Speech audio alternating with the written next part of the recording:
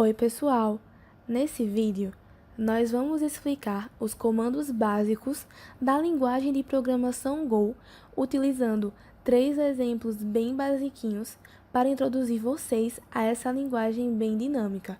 Porém, antes disso, eu não poderia deixar de falar das suas vantagens, que são economia de linhas de código.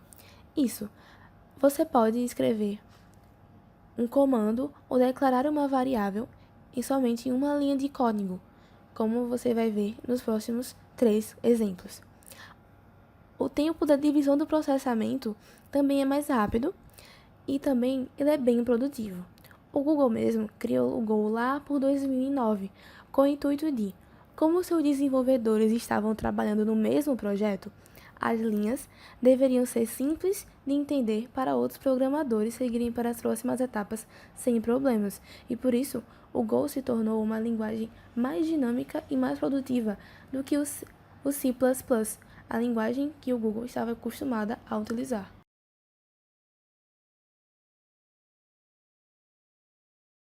Na linguagem Go, a gente sempre tem que começar importando o package, que é tipo como se fosse uma, uma classe geral. E você digita package e main. Na segunda linha, a gente importa a biblioteca principal, que é FMT, que basicamente ela vai ter os comandos print, scanf e as coisas básicas que a gente precisa para declarar uma variável no Go. Já a gente já começa com a função main, que ela vai ser a primeira a ser inicializada no Go. Por exemplo, se a gente escrevesse outras funções no Go, ela não iria inicializar sozinho, só o main, porque tipo, dentro do main a gente poderia inicializar e chamar as outras funções, mas a main ela se inicia automaticamente, ela é a primeira a ser chamada. Nesse programa a gente recebe alguns valores do usuário e retorna dizendo o nome, a idade, o cargo, o nome do chefe e o salário que ele mesmo vai informar. É só para ensinar o básico de receber o valor pelo scanline e retornar pelo printline. Primeiro a gente tem que começar declarando as variáveis, começa com o var. O var ele pode ser feito de muitas formas. A forma que a gente vai mostrar aqui é uma função básica que, tipo, como a gente tem que todas essas variáveis, por exemplo, nome, carro, nome chefe são string, a gente pode escrever tudo na mesma linha e só separar por vírgula e depois escrever string. E, como, por exemplo, a gente não pode colocar o int na quarta linha porque o idade é inteiro e não é string. Aí não teria como colocar nessa mesma linha. A mesma coisa acontecendo com o salário, que é float 32. Já no print, Já no print, a gente escreve FMT porque a gente já chama a biblioteca que a gente está usando, que inclui o comando FMT, e escreve fmt.println. Lembrando que o print tem que começar com letra maiúscula. E abre o parêntese e escreve a mensagem que você quer passar. Como nesse caso a gente quer iniciar com a mensagem para o usuário saber o que ele tem que digitar, o scanline ele só vai indicar. Por exemplo, você vai escrever o valor e ele vai indicar para o nome e a idade quais são os valores. Tipo, o Go ele tem uma vantagem muito boa que ele sempre visa você escrever a menor número de linhas de código. Então, tipo, você percebe que uma coisa bem massa que ele faz é que no próprio scanline ele separa, por exemplo, quando você está digitando, ele na mesma linha que você está digitando, você pode digitar duas variáveis que você está declarando. Por exemplo, o nome e idade vai receber diretamente as variáveis nome e idade, sem que você precise fazer informe nome, depois fazer informe idade. Você já faz isso na mesma linha que o usuário digita. Na segunda linha, a mesma coisa, o print, mas nesse caso a gente só usou print, mas tipo, só para exemplificar, no caso em que não pulou a linha, o print line pulou a linha, o print normal não pula nenhuma linha. E continua novamente com o scanline para declarar as variáveis cargo e nome chefe. E depois de novo, printline, agora voltando ao printline que pula uma linha e digita o salário. A gente usou uma coisa diferente agora que aqui a gente vai pular uma linha. Aí a gente já colocou uma mensagem no próprio scanf, mas nessa mensagem a gente colocou barra N para pular a linha. E quando pular uma linha, a gente vai retornar todos os valores. Aí abriu a aspa, o porcento F e o barra N para pular uma linha. O porcento F é porque a gente já tá recebendo o valor do salário. Aí, como no Python também, a gente usa o porcento F para se referir a um float. E depois o printf novamente, dessa vez um printf porque a gente vai retornar uma string, então a gente pode usar o printf. Como a gente pode já vê isso muito no C++ também, o printf, o C. E retorna todos os valores. Como no Python, depois de você informa a mensagem e depois cada variável que você vai utilizando, você separa por vírgula depois. E pronto.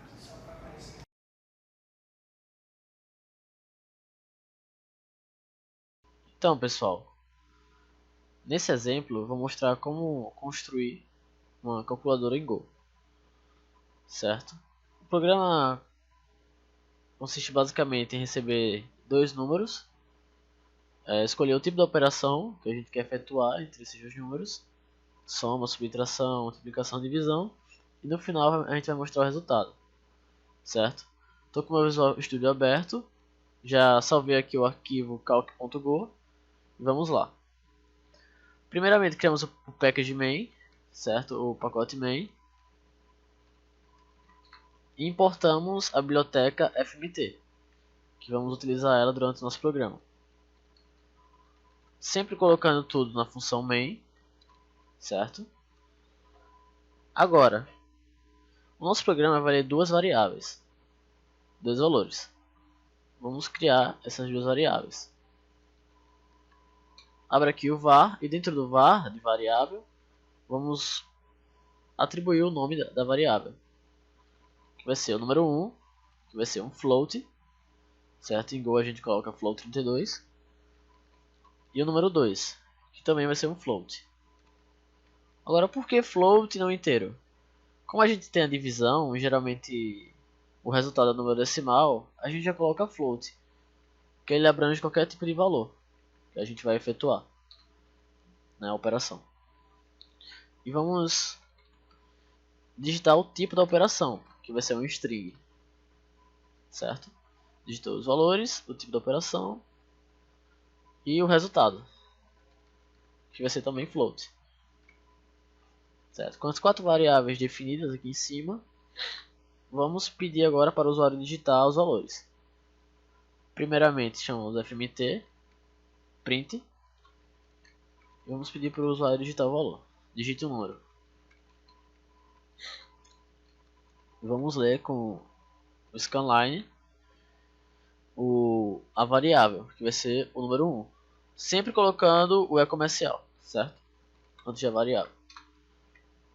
Vamos ler o número 1. Vamos pedir para digitar outro valor. Digite outro número. Vamos ler a variável novamente. O comercial, número 2. Certo? Recebemos dois valores. Vamos pedir para o usuário digitar o tipo da operação que ele vai querer. Digite o tipo da operação.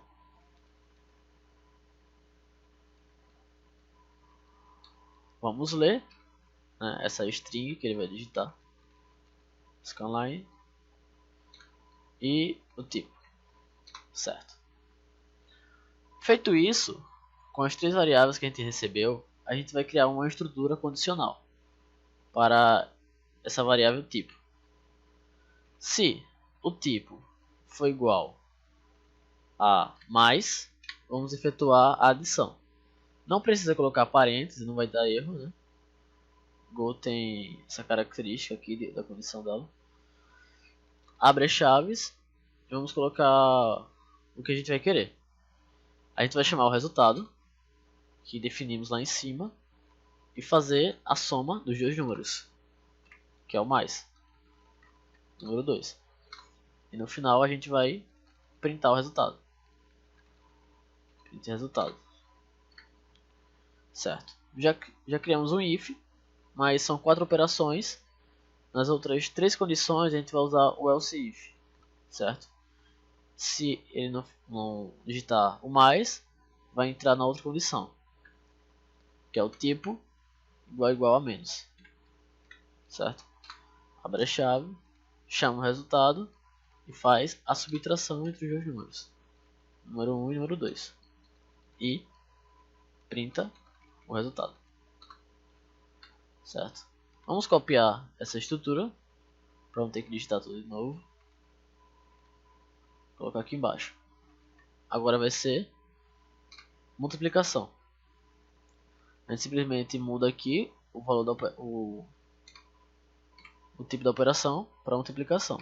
E ele vai printar o valor desse resultado. Criamos outro else if agora para a divisão, que é em Go também é um barra. Mudamos aqui para barra. Ele vai efetuar a divisão e printar o resultado. No final de tudo vamos colocar o else, porque se o usuário digitar algum valor que seja diferente desses, vamos printar que o tipo é inválido, certo? Tipo inválido. Salvamos aqui o nosso código, vamos abrir o CMD.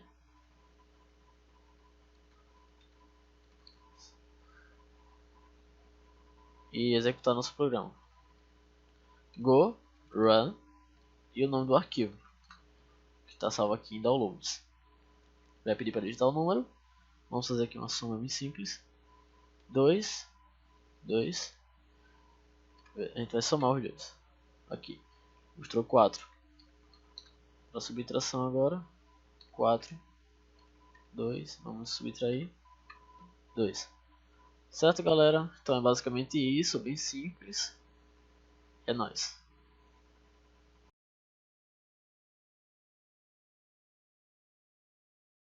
Nesse exemplo, nós vamos perguntar ao usuário algum valor e nós iremos retornar se o número é primo ou não.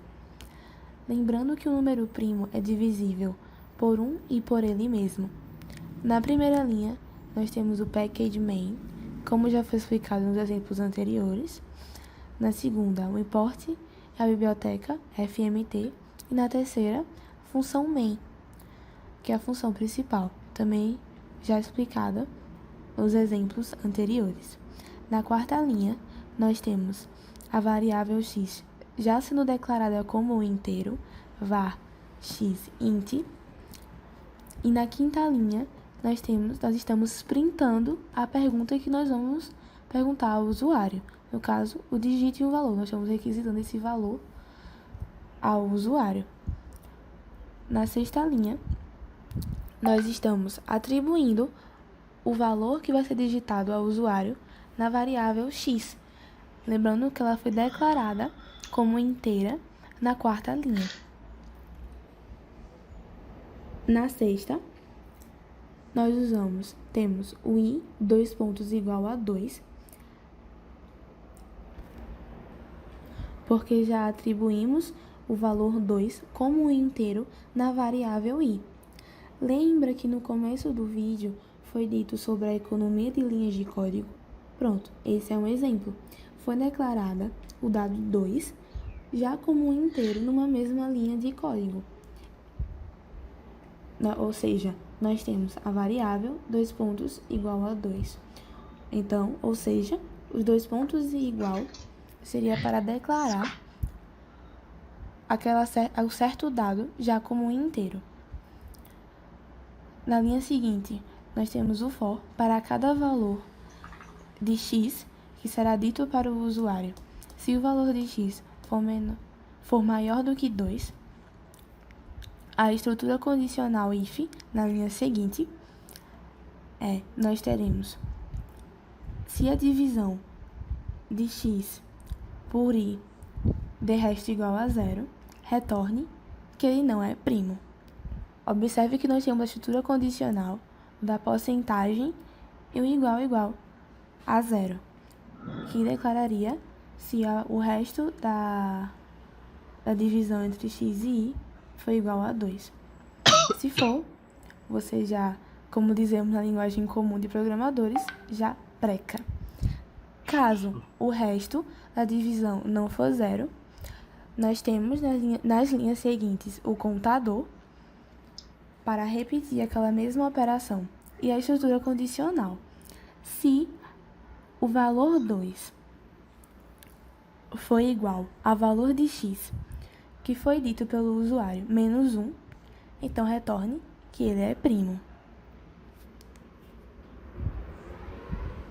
Então, galera, espero que tenha entendido como funciona o básico da linguagem Go, né, com esses 3 exemplos. Obrigado por assistir e tamo junto.